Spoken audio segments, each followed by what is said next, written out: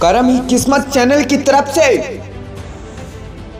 आज उन 44 फौजियों को, उन 44 शहीदों को सच सच नमन करते हैं।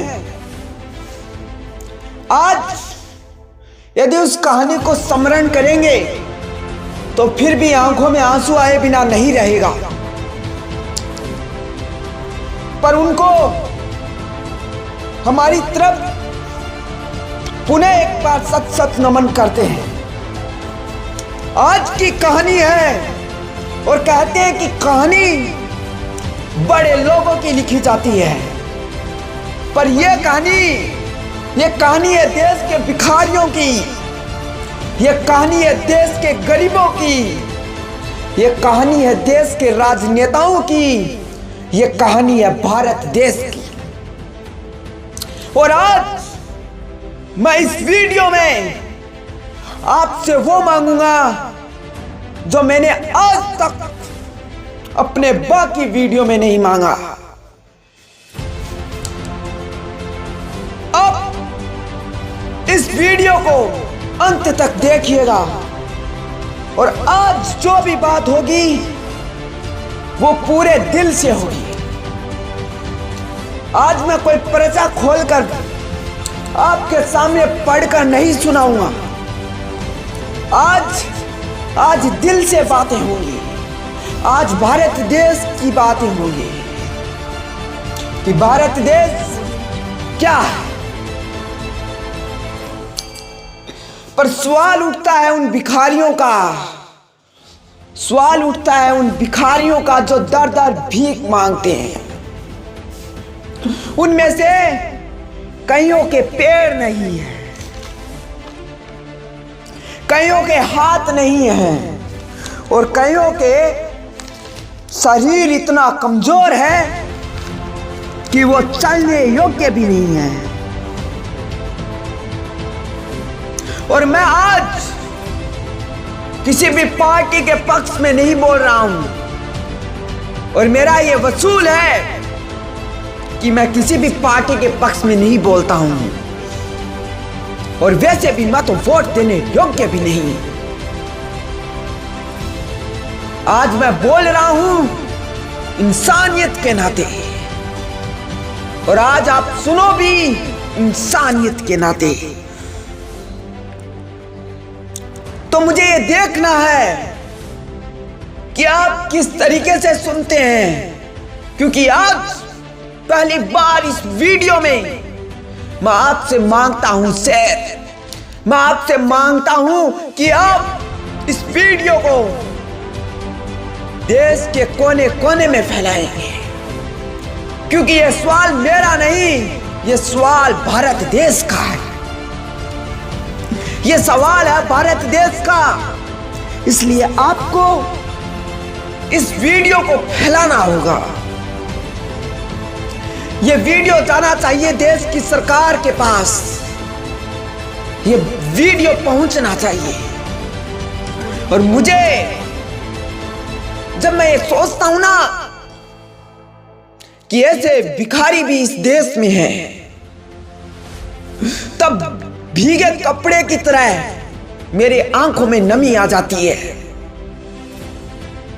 और ये महसूस करता हूं कि मैं एक ऐसी संस्कृति में रह रहा हूं जहां पर कुछ व्यक्तियों का मूल्य भी नहीं है।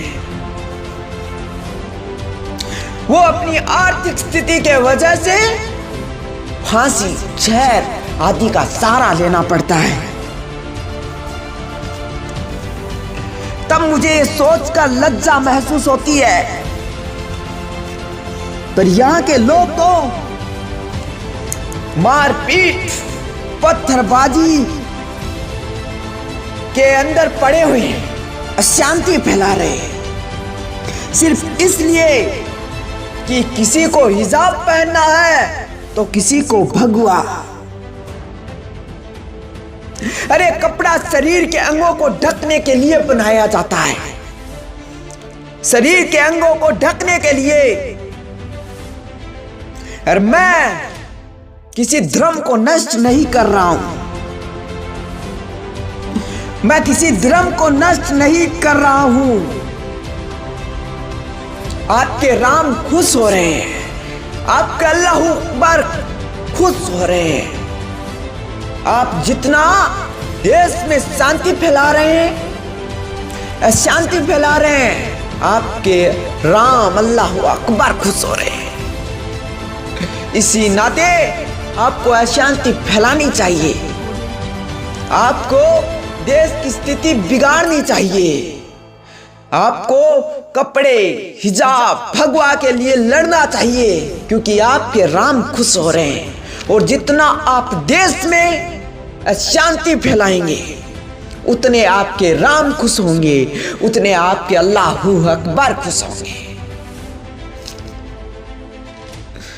अरे कपड़ा, अरे किसी को पहनने के लिए कपड़ा मिलता नहीं है, और आपको जब कपड़ा मिल रहा है तो आपको तो अशांति फैलानी है, अशांति। पर आप तो फैला लोगे अशांति। सवाल तो उन गरीब परिवारों का है जो रात की कड़क ठंड में सड़कों पर सोते हैं। सवाल उन व्यक्तियों के है, सवाल उन व्यक्तियों का है जो दर दर भीख मांगते हैं। आप तो फैला लोगे हैं शांति। सवाल उन व्यक्तियों का है जिनके कईयों के पैर नहीं है। सवाल उन व्यक्तियों का है जिनके हाथ नहीं है। आप तो फैला लोगे हैं शांति। पर यह बंदा नहीं रुकेगा, ये आपको इतने आसानी से अशांति नहीं फैलाने देगा। उन व्यक्तियों की बात करता हूं जिनके पास ये सर्टिफिकेट नहीं है कि वो भारत के नागरिक भी हैं। उनके पास अपना आधार कार्ड नहीं है, अपना राशन कार्ड नहीं है। मैं बात कर रहा हूं उन व्यक्तियों की। आंसू तो तब भी आया था, पर वो आंसू गुस्से के आंसू थे। जब एक विकलांग भिखारी पूरे दिन भीख मांगता है और उसे जब पूरे दिन में 45 रुपीस मिलते हैं और बाद में वो उन 45 रुपीस में से अपनी मां को खाना ले जा कर देता है और अपनी आधी भूख मिटाकर रात की उस कड़क ठंड में सो जाता है। उस मां को खबर मिलती है कि उसका बेटा रात को ज्यादा ठंड होने के कारण मर गया, और उसी शोक में वो मां भी चल बसती है।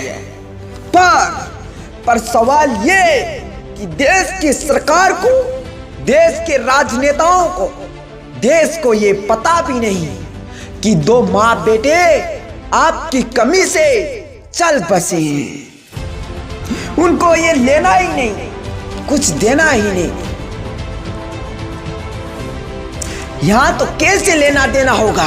यहां तो हिजाब और भगवा की लड़ाई जो चल रही है, इन्हें कपड़ों में लड़ाई दिख रही है, और वो कपड़े न होने के कारण ठंड में मरते जा रहे हैं।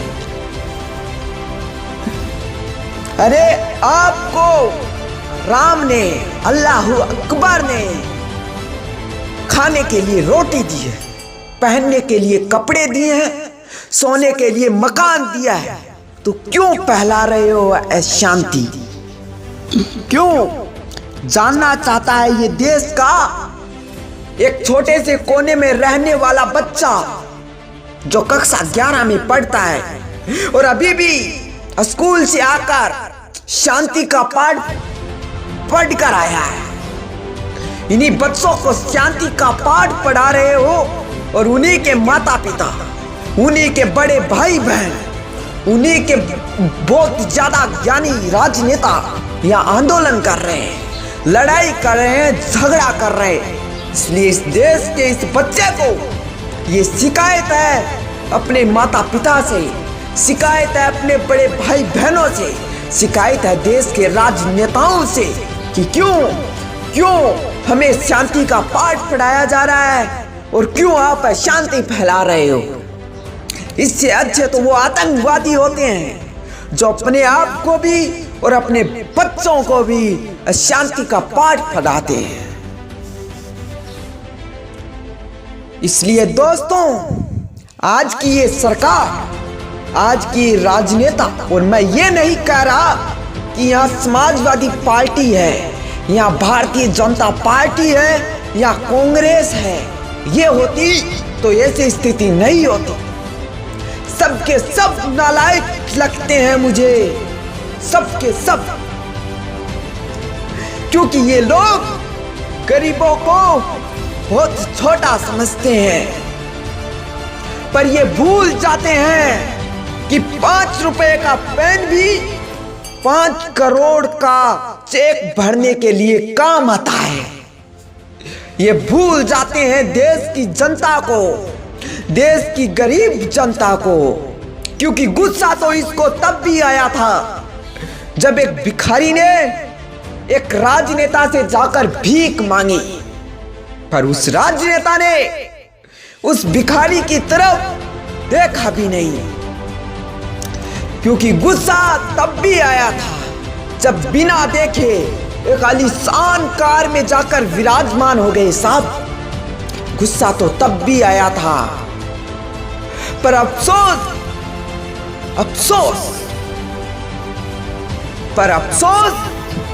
कि मुझे ऐसे देश में रहकर लज्जा महसूस हो रही है। तो इस देश की सरकार सुन लो कि आपके भविष्य को, यानी कि एक बच्चे को लज्जा महसूस हो रही है, उसको लज्जा महसूस हो रही है, क्योंकि जब हमें आजाद के बारे में पढ़ाया जाता है, जब हमें महात्मा गांधी के बारे में पढ़ाया जाता है, जब हमें सुभाष चंद्र बोस के बारे में पढ़ाया जाता है, तब हम भूल जाते हैं, तब हम भूल जाते हैं कि आज की सरकार जिस तरह गांधी जी शांति के प्रतीक थे, उसी तरह आज की सरकार अशांति की प्रतीक है। तब हम सरकार से पूछते हैं, इस आंदोलन का रूप देते हैं, क्यों हमें महात्मा गांधी के बारे में पढ़ाया जाता है, बल्कि हमें अशांति के बारे में क्यों नहीं पढ़ाया जाता।